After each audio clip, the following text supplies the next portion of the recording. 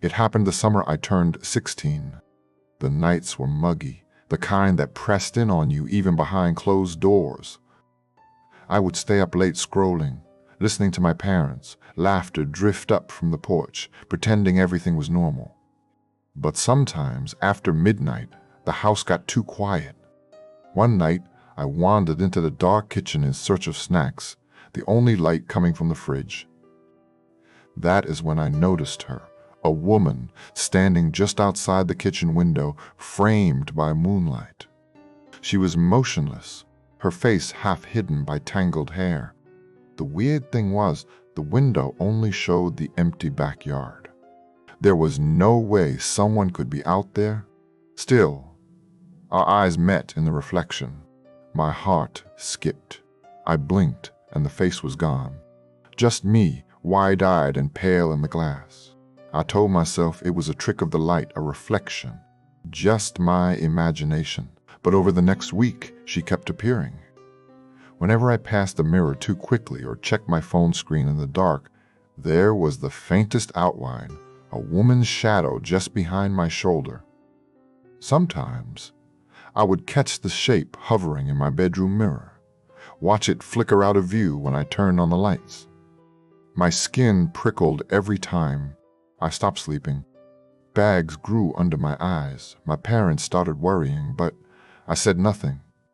The woman's presence was growing bolder. She would linger longer, her mouth starting to twist into a silent snarl.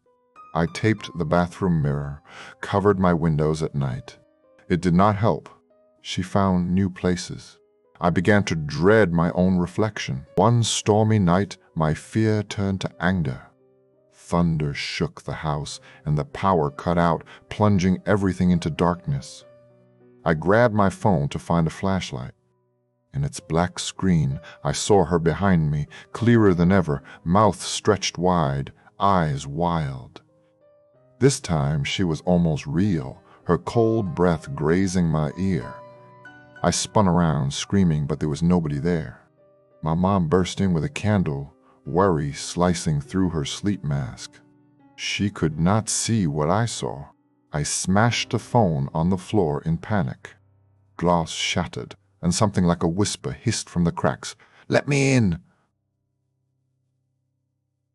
That is when I realized she was only getting closer, and there was nowhere left to hide. The sun rose, pale and gray, casting long shadows through my broken window. The house felt emptier than ever. My mom said I looked different, quieter, smaller. The mirrors stayed covered, but sometimes I would catch glimpses in the corners of shiny surfaces, the kitchen faucet, the dark TV, the glass on a picture frame. Always she was behind me, patient, waiting.